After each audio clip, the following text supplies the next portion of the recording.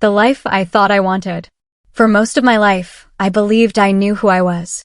Or at least, I thought I did. I walked the path that everyone around me seemed to expect. I studied hard. I was polite. I played the role of the good girl who never questioned the rules written for her. In my mind, the future was already outlined: graduate, find a respectable job, marry a man, have children, and live the quiet, steady life that society told me was happiness.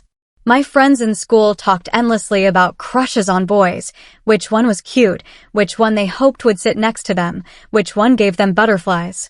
I nodded along, laughed at their jokes, and even pretended to share their excitement, though deep inside, I felt only emptiness. I convinced myself that maybe I was just different, that I was shy, or that my feelings would catch up someday. After all, wasn't attraction supposed to just happen? Maybe I was a late bloomer. Maybe I was simply waiting for the right man to come along. So I waited, and waited, and waited. The days turned into years, and still nothing. Every time someone asked if I had a boyfriend, I would smile awkwardly and say I was focused on my studies. The truth was, no matter how hard I tried, I couldn't force myself to feel what I was supposed to feel. My chest remained still, my stomach never flipped, my heart never raced the way my friends described. I told myself stories to fill the silence inside me. Maybe I was meant to be practical, not romantic. Maybe love was overrated. Maybe I didn't need anyone. But late at night, when I was alone, I wondered if there was something wrong with me. Why didn't I fit into the mold so easily? Why couldn't I be like everyone else? Still, I carried on, because pretending was easier than admitting I didn't have the answers. Then, she came along. At first, it was nothing extraordinary. Just another person passing through the backdrop of my ordinary life. But the truth is, she wasn't just another person. From the moment I noticed her, something shifted inside me. It wasn't a loud, obvious explosion. It was subtle, like a spark landing on dry wood. I didn't recognize it for what it was because the feelings were unfamiliar, too powerful and too intimate to name. But it was there, an undercurrent, a pull, a restlessness I had never felt before. Looking back now, I realized that was the beginning of everything. At the time, I was still lost in my denial, still clinging to the version of myself I had been taught to believe in. But life has a way of breaking through our illusions, of shaking us awake when we least expect it. And meeting her was the start of that awakening. She walked into my life, and without knowing it, she lit a fire I could no longer ignore. Meeting her for the first time. The first time I saw her, it felt as though the universe had decided to play a trick on me. I was at the small cafe where I worked part-time, a cozy place with worn wooden tables and the constant aroma of roasted coffee beans in the air. Most days were uneventful. Customers came and went, faces blurred together, and I spent my shifts counting down the hours until closing. But that day was different. That day, she walked in, and suddenly the entire room felt like it had shifted. It wasn't that she did anything dramatic. She didn't storm in with a loud entrance or demand attention. Instead, she carried herself with an effortless confidence, like she knew exactly who she was and wasn't afraid to take up space in the world. I noticed her before she even reached the counter. There was something about the way she moved, calm but deliberate, as if she was deeply rooted in herself. Her hair framed her face perfectly, and when she glanced around the cafe, her eyes landed on me with a quiet intensity that made my pulse stutter. For a brief moment, it felt as though the air thinned between us, as if I had been caught staring at the sun.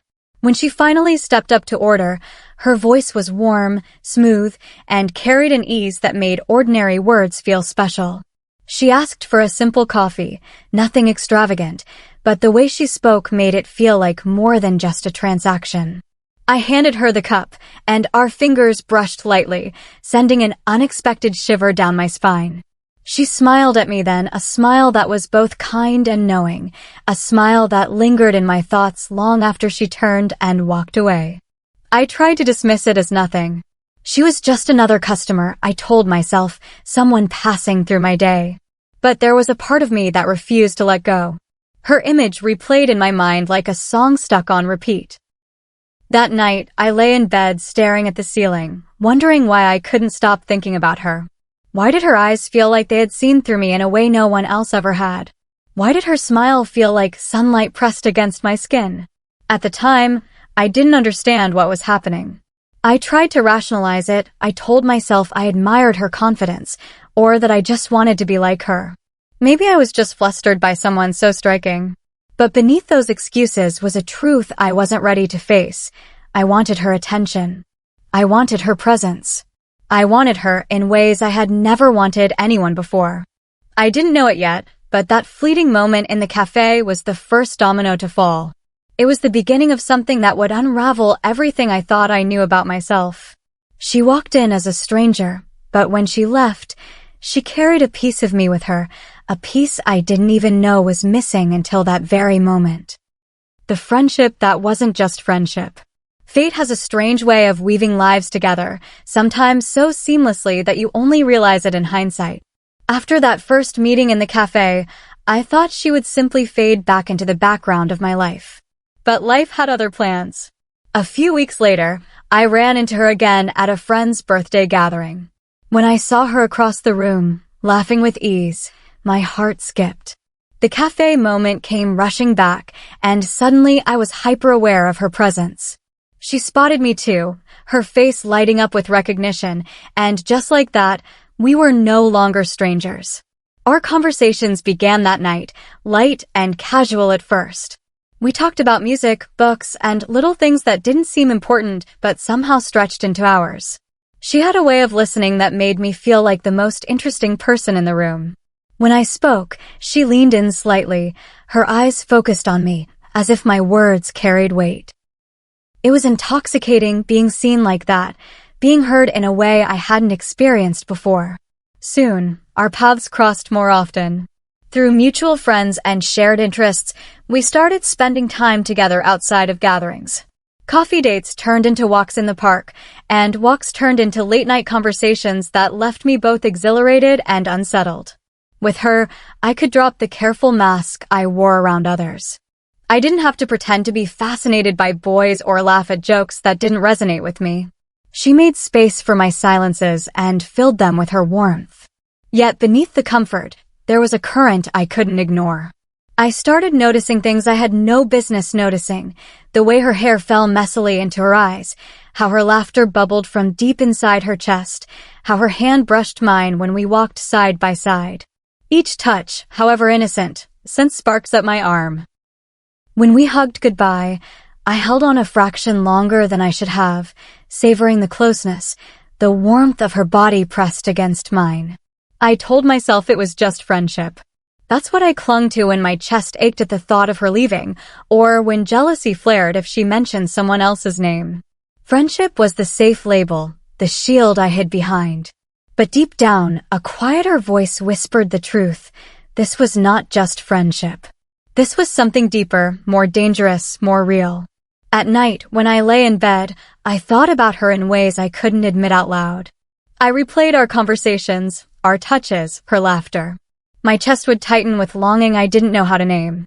I wanted more, but fear held me hostage. Fear of the unknown, fear of myself, fear of what it meant if I admitted what I was feeling. Still, the more time we spent together, the more those walls inside me began to crack. She wasn't just my friend. She was the storm that stirred something inside me I had been trying to keep buried all my life. The night of realization. It happened on a night that has stayed etched in my memory, a night when the world seemed to conspire to lay my heart bare. We were at her apartment, sitting on the small balcony that overlooked the city. The air was cool and gentle, carrying the faint scent of jasmine from a nearby garden. Streetlights flickered in the distance, and the hum of life below faded into the background. It was just the two of us, cocooned in a quiet bubble away from the rest of the world. We had spent the evening watching a movie, but neither of us paid much attention to it. By the time the credits rolled, we had drifted into one of our usual conversations. Hours passed without us noticing. That was the thing about her, time seemed to bend and blur in her presence. One moment it was evening, and the next it was midnight, yet I never wanted to leave.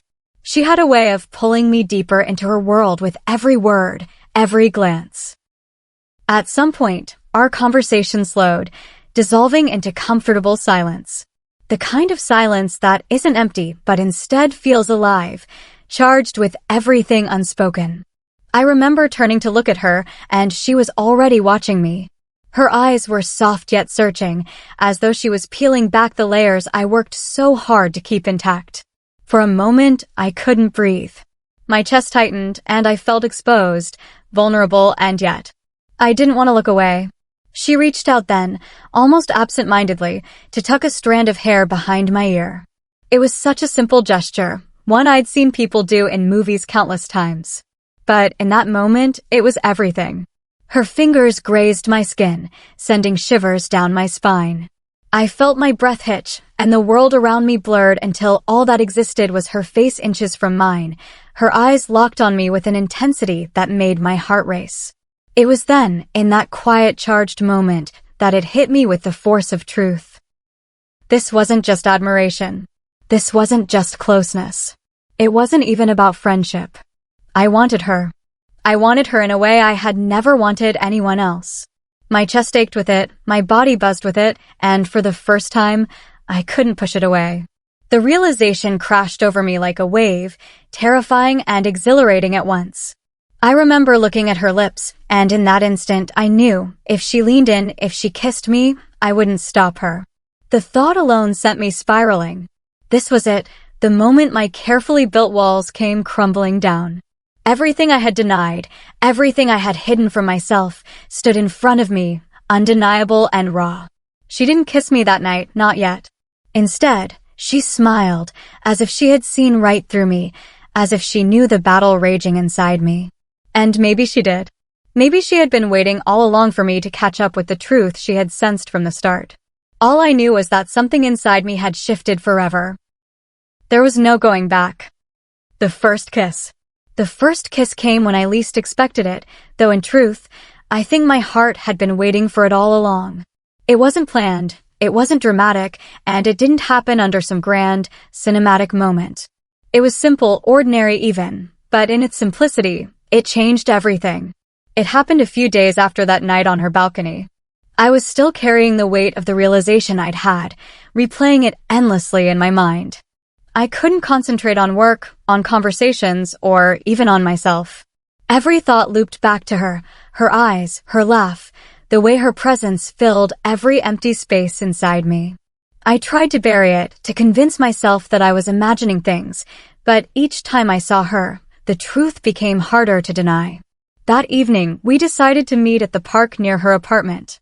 The sun was setting, painting the sky with shades of pink and gold, and the air carried that fleeting warmth of late afternoon. We found a bench tucked under a tree, away from the busyness of the main path, and sat there talking as though the world outside didn't matter. I remember her telling me a story about her childhood, her laughter bubbling up, and I caught myself staring at her lips, wondering what it would feel like to touch them with mine. The thought scared me, but it also filled me with a longing I couldn't contain. I was so lost in my own head that I barely noticed when she fell silent. I glanced up, and she was looking at me again with that same unshakable intensity. For a moment, neither of us moved. The air thickened, the world around us faded, and all I could hear was the pounding of my own heartbeat. She leaned in first. Slowly, gently, giving me time to pull away if I wanted to. But I didn't want to. I couldn't. My breath caught, and before I could think, before fear had a chance to stop me, I closed the distance. Her lips met mine softly, hesitantly at first, as though testing the waters. And then, as if a floodgate had opened, I melted into her.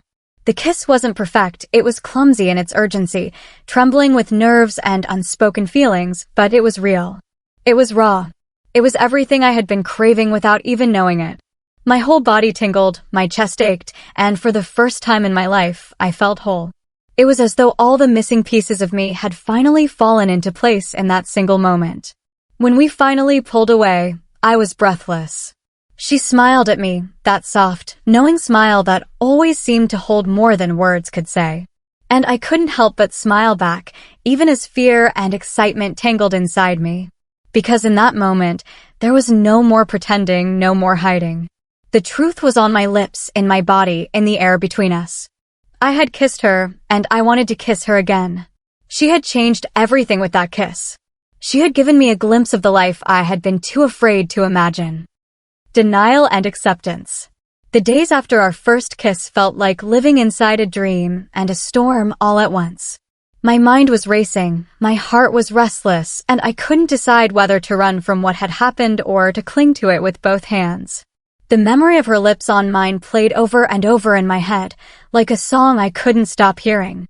It made me smile, it made me ache, and sometimes it made me panic. I told myself it was just a moment, an accident of emotion, something that didn't have to mean anything. People experiment, people get caught up in feelings, it didn't have to define me. That's what I whispered to myself late at night, trying to calm the pounding in my chest. But deep down, I knew I was lying. That kiss hadn't been an accident. It had been inevitable. The truth was, I wanted it. I wanted her. And no amount of excuses could erase the way my body had come alive in her arms. Still, the fear was heavy. What did it mean about me? About the life I had always imagined? I thought of my family, my friends, the world I lived in, all of them expecting me to marry a man someday, to fit neatly into the role of daughter, wife, mother. I wondered if they would still look at me the same way if they knew. The weight of that fear pressed down hard, and some nights, I cried quietly into my pillow, wishing I could shut off the part of me that had been awakened. But then there were the moments with her. The way she would hold my hand when no one was looking, her thumb brushing gently against my skin as though to remind me that I wasn't alone. The way she whispered my name when she laughed, soft and full of affection. The way she looked at me, not like I was broken or strange, but like I was exactly as I should be. With her, the fear melted, even if only for a little while. With her, I felt more alive than I ever had before. The battle inside me raged on, fear against truth, denial against acceptance. Some days I convinced myself I could still go back, that I could pretend the kiss had never happened, that I could tuck my feelings away in the dark and carry on with the life I was expected to live. But each time I saw her, each time her hand found mine or her eyes met mine across a crowded room, I knew I couldn't. The lie was too heavy. The truth was too bright. Slowly, painfully, I began to accept it. I admitted it to myself first, whispering it in the quiet safety of my room. I like her. I want her. I love her. The words felt terrifying on my tongue, but they also felt like freedom. And eventually, I found the courage to admit it to her too. I told her that I was scared, that I didn't know what the future would hold, but that I couldn't deny how I felt anymore. She listened, her eyes soft and steady, and then she pulled me into her arms and said, "You don't have to deny yourself." Not with me. In that moment, the war inside me began to quiet. For the first time, I wasn't fighting myself. I was embracing myself. The awakening of my true self. Being with her was like stepping out of a shadow I hadn't realized I'd been living in all my life. For years, I had walked through the world half asleep, following expectations, checking boxes, convincing myself that silence was the same as happiness. But when she came into my life, everything shifted. She didn't just give me affection, she gave me clarity. She showed me what it felt like to be alive, to be seen, to be loved in a way that was real. At first, it was terrifying. Each time I caught myself staring at her with longing, each time I reached for her hand in secret, I worried about the future. What would people think? What would my family say? Could I really change the story of my life so drastically? These questions haunted me, and yet, the more time I spent with her, the less they mattered. Love has a way of stripping away the noise. When I was with her, all I cared about was the warmth in her eyes, the sound of her laugh, the way her presence turned even ordinary moments into something extraordinary. Slowly, I began to accept myself, not just in the quiet safety of my own heart, but out loud, in the light of day. I started with small steps, allowing myself to smile freely when she brushed her hand against mine, not pulling away when someone saw us sitting too close, daring to let my happiness show instead of hiding it. Each step felt like peeling back another layer of fear, revealing something stronger and truer underneath.